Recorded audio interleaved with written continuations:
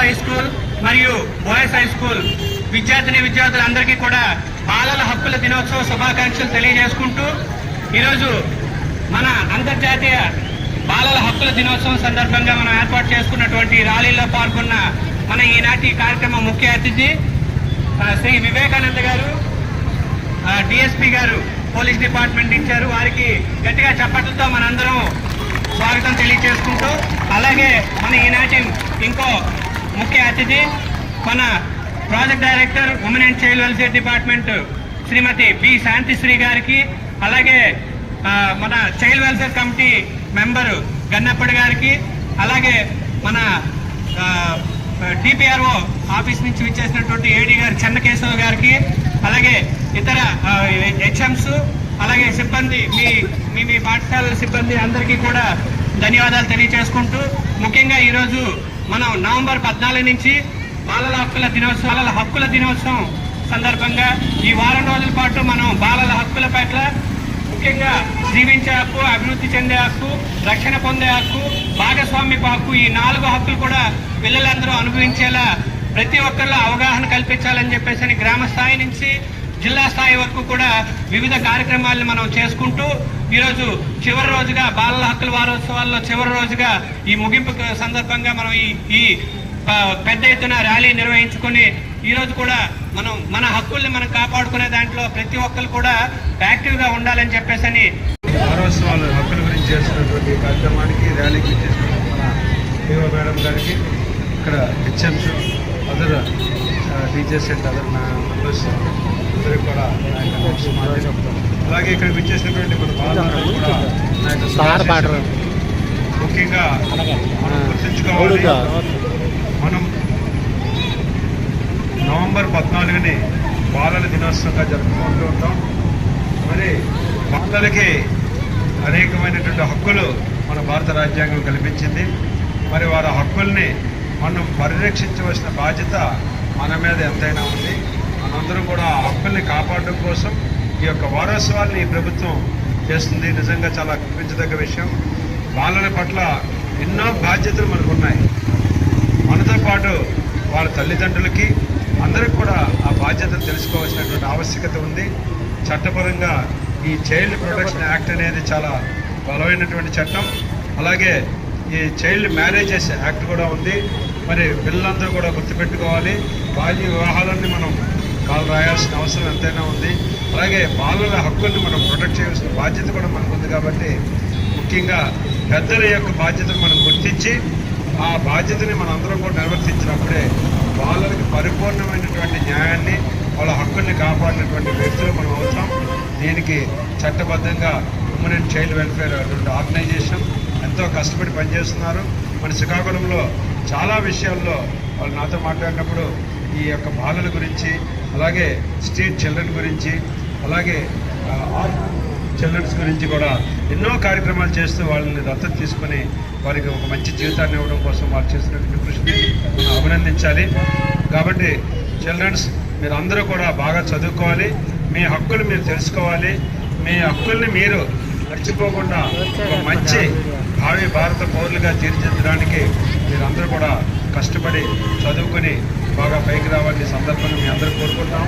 మీ హక్కుని ప్రొటెక్ట్ చేయడానికి పోలీస్ పరంగా మా చట్టం ఎప్పుడు కూడా మీకు ప్రొటెక్ట్ చేస్తూనే ఉంటుంది.